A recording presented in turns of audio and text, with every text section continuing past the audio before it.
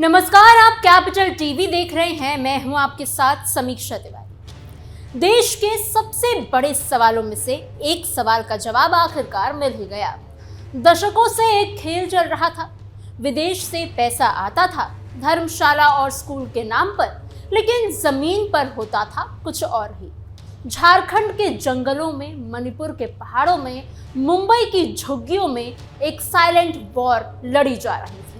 और ये सब हो रहा था हमारी आंखों के सामने, हमारे ही कानूनों की आड़ में। 20,000 से ज्यादा संगठनों के लाइसेंस रद्द हुए, खुफिया रिपोर्ट्स आती रही, सरकारें बदलती रही, लेकिन असली छेद अभी बंद नहीं हुआ। 22 जून 2026 को वो हुआ जो बरसों से हो जाना चाहिए था।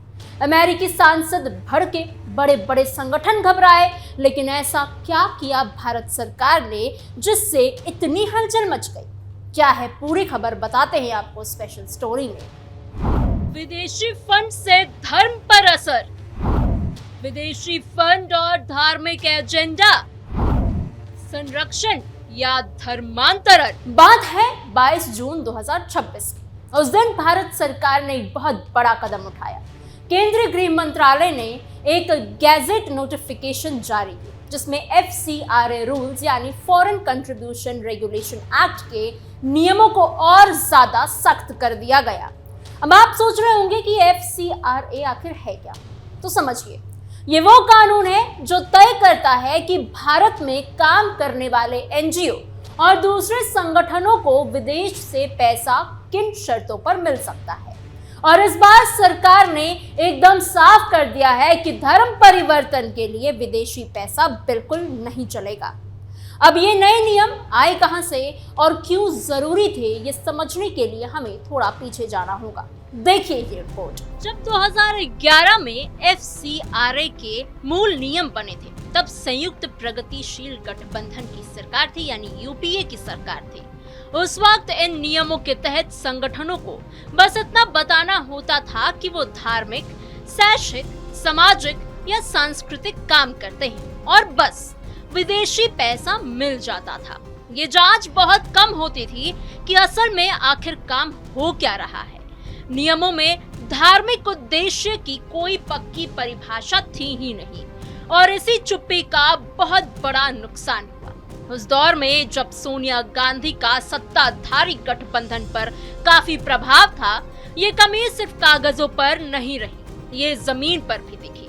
2011 के नियमों की ढीली भाषा ने विदेशी पैसों को उन कामों में लगने दिया जहां धर्मार्थ या धार्मिक उद्देश्य और संगठित वैचारिक अभियान के बीच की लकीर धुंधली सी हो गई थी। इसका एक बहुत बड़ा उदाहरण था जाकिर नायक, जो 2005 से 2007 के बीच दुबई स्थित अपने पीस टीवी और विदेशी पैसों से चलने वाले प्रचार नेटवर्क के साथ अचानक बहुत बड़े नाम बन चुका था। उसी दौर में गांधी परिवार से जुड़े संगठनों में चीनी पैसे के आने की चिंताएं भी सामने आई। सोनिया गांधी की अध्यक्षता वाली राजीव गांधी फाउंडेशन और राजीव गांधी चैरिटेबल ट्रस्ट दोनों के FCRA रजिस्ट्रेशंस 2022 में गड़बड़ियों और उल्लंघनों के चलते रद्द कर दिए गए। इसके बाद सालों में केंद्रीय जांच एजेंसियां और राज्य सरकार की खुफिया रिपोर्ट्स एक ही बात बार बार कह रही थी, विदेशी पैसा जो धर्मार्थ या शैक्षणिक काम के लिए आता था, वो दरअसल ग्रामीण और आदिवासी इलाकों में संगठित धर्म परिवर्तन अभियानों में लग रहा था। गृह मंत्रालय के आंकड़ों के अनुसार 2014 में से अब तक 20,000 से ज्यादा FCRA रजिस्ट्रेशंस निलंबित या रद्द किए जा चुके हैं, और इनमें से एक बड़ा कारण धर्म परिवर्तन की गतिविधियां बताया गया है। सितंबर 2020 में गृह मंत्रालय ने झारखंड, मणिपुर, मुंबई में काम करने वाले 4 ईसाई प्रचारक संगठनों के FCRA लाइसेंसेस निलंबित किए। ये निलंबन आदिवासी समुदायों के धर्म परिवर्तन से जुड़ी खुफिया रिपोर्टों के आधार पर किया गया था। उसी महीने इसी तरह के कारणों से 13 और NGOs के लाइसेंस भी रद्द हो गए, यानी निलंबित हुए। World vision India, churches auxiliary for social action, evangelical fellowship of India जैसे बड़े संगठनों का रजिस्ट्रेशन 2024 में रद्द किया गया। इन सब मामलों में एक ही पैटर्न था, वेलफेयर या रिलीजियस काम के लिए रजिस्ट्रेशन। लेकिन जमीन पर आर्थिक रूप से कमजोर लोगों को निशाना बनाकर आक्रामक धर्म परिवर्तन अभियान, और सबसे बड़ी दिक्कत ये थी कि पुराने एफसीआरए रूल्स में इस रास्ते को रोकने का कोई साफ तरीका था ही नहीं। हर बार एक एक मामले में एक एक नोटिस देकर एक एक रजिस्ट्रेशंस रद्द करके काम चलाया करता था। देश को एक व्यवस्थित नियम पर आधारित हल की जरूरत थी और वो हल आया 22 जून 2026 को। नए एफसीआरए रूल्स 2026 ने इस पूरे खामी को बंद कर दिया। पहली बात, अब एफसीआरए रजिस्ट्रेशंस लेने वाले हर संगठन को एक तय सूची के तहत अपना काम चुनना होगा। इसी सूची में 5 बड़ी श्रेणियां हैं: धार्मिक, सांस्कृतिक, आर्थिक, शैक्षिक और सामाजिक। हर श्रेणी में एक एक एक्टिविटी की पक्की लिस्ट होगी, कोई मनमानी परिभाषा नहीं है। और साथ ही हर संगठन को बताना होगा कि वो किस स्टेट या किस केंद्र शासित प्रदेश में काम करेगा। ये भी उनके रजिस्ट्रेशन सर्टिफिकेट पर लिखा जाएगा। धार्मिक श्रेणी में 16 मंजूर कामों की लिस्ट है। इनमें शामिल है मंदिर, मस्जिद, चर्च, गुरुद्वारा, मॉनेस्ट्री जैसी जगहों का निर्माण और रखरखाव, धार्मिक ग्रंथों की छपाई और अनुवाद यानी ट्रांसलेशन, तीर्थ यात्रियों की सुविधाओं का इंतजाम, धर्मशालाएं और सामुदायिक रसोई चलाना यानी कम्युनिटी किचन चलाना, भक्ति संगीत को बढ़ावा देना, धार्मिक विरासत को सहेजना प्रिजर्व करना, सत्संग, प्रवचन और ध्यान शिविर चलाना। लेकिन और यही सबसे ज्यादा जरूरी बात है कि इन सभी कामों में धर्म परिवर्तन की कोई भी जगह नहीं है। यानी आप सत्संग कर सकते हैं लेकिन उस सत्संग में किसी का धर्म नहीं बदलवा सकते। आप आदिवासी समुदायों की परंपराओं को डॉक्यूमेंट और प्रिजर्व कर सकते हो लेकिन उनका धर्म नहीं बदलवा सकते। ये एक बड़ी खामी को बंद करता है। पहले कई संगठन आदिवासी परंपराएं बचाने के नाम पर एफसीआरए अप्रूवल लेते थे और असल में उन्हीं कम्युनिटीज का धर्म परिवर्तन करवा देते थे। अब ये रास्ता पूरी तरह से बंद हो चुका है। इसी तरह जो संगठन रिलीजियस एजुकेशन या सर्मन्स के लिए विदेशी पैसा लेते थे वो उसे धर्म परिवर्तन के अभियान में नहीं बदल सकते हैं। जो पर्पस डिक्लेयर किया गया है उसी पर पैसा खर्च होगा। फंडिंग आएगी तो खुलासा भी होगा। भारत में काम, भारत के नियम।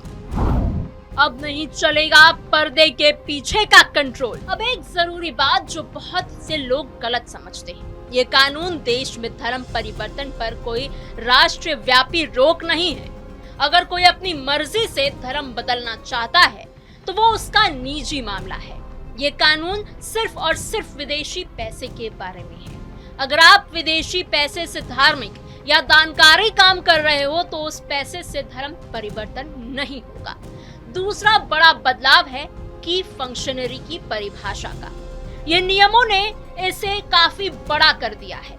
अब इसमें शामिल है कंपनी डायरेक्टर्स, फर्म्स में partners, trustees, Hindu undivided family का कार्ता, गवर्निंग बॉडीज के मेंबर्स और कोई भी जो संगठन के कामकाज को असल में चलाता हो। और जिन संगठनों में विदेशी नागरिक जो भारतीय मूल्य के नहीं है की फंक्शनरीज हो उन्हें सामान्यता एफसीआरए रजिस्ट्रेशन या प्रायर परमिशन नहीं मिलेगी। इससे उस पुराने समस्या का हल होता है जहां नाम के लिए भारतीय अधिकारी आगे होते थे और असल में संगठन विदेशी लोग चलाते थे। तीसरा बड़ा बदलाव है पैसे के इस्तेमाल पर जांच का। रिन्यूअल या कैंसलेशन की कार्रवाई में अब एक संगठन को ये साबित करना होगा कि उसने पिछले 2 फाइनेंशियल ईयर्स में यानी वित्तीय वर्षों में अपने घोषित काम पर कम से कम 10 लाख रुपए की विदेशी पैसे खर्च किए हैं।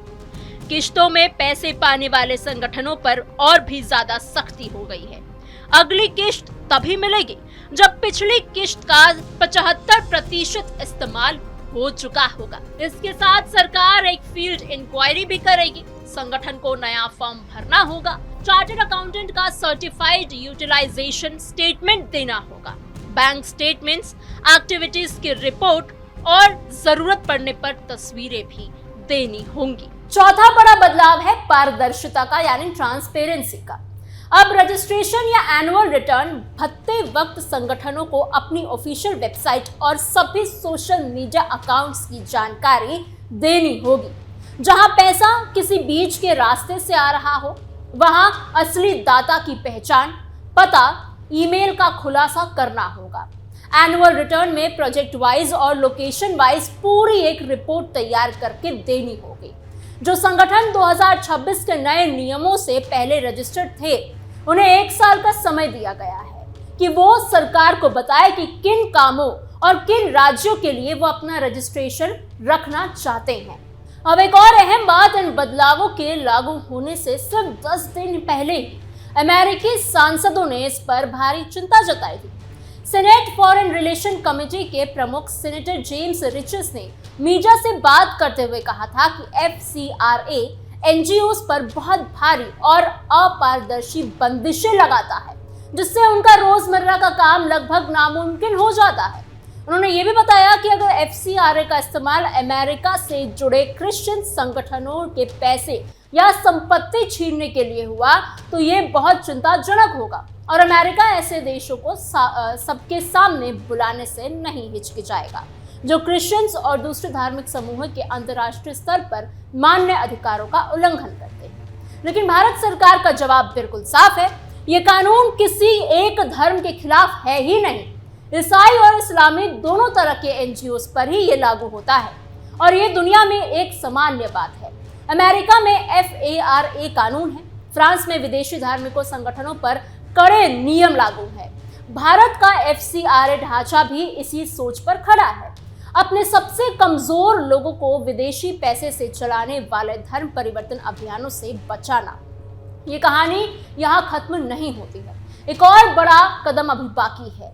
Foreign contribution regulation amendment bill 2026 मार्च में ही लोकसभा में पेश हो चुका है और अभी विचाराधीन है।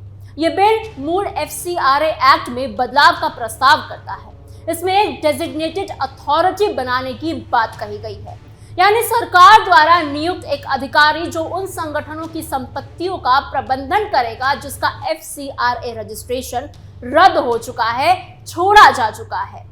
अभी जब किसी संगठन का लाइसेंस रद्द होता है तो उसकी जमीन, इमारतें, अस्पताल, उससे जुड़े स्कूल और इक्विपमेंट्स अक्सर कानूनी पेचीदों में फंस जाते हैं। इस बिल से वो समस्या खत्म होगी।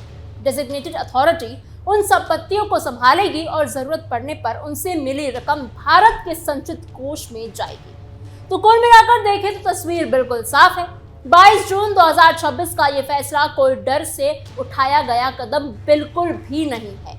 ये एक आत्मविश्वास से भरी सभ्यता का आत्मविश्वास से भरा फैसला है। जो वेद, उपनिषद, गुरु ग्रंथ साहिब और त्रिपिटक जैसी महान विरासतें दुनिया को दे चुकी है, वो सभ्यता खुले धार्मिक संवाद से नहीं डरती है। लेकिन वो अब ये भी बर्दाश्त नहीं करेगी कि विदेशी पैसों के दम पर उसके सबसे कमजोर लोगों, वनवासियों और गांव के गरीबों को निशाना बनाया जाए। भारत का संदेश एकदम सीधा है, आना है तो आओ, मदद करनी है तो करो, लेकिन भारत के शर्तों पर, साफ नीयत के साथ और घोषित मकसद के साथ। विदेशी पैसे से धर्म परिवर्तन का रास्ता अब बंद हो चुका है। फिलहाल इस खबर में इतना ही। आपकी इस पूरी खबर पर क्या राय है, हमें कमेंट बॉक्स में जरूर बताइएगा। ऐसी और खबरों के लिए बने रहिए कैपिटल टीवी के साथ।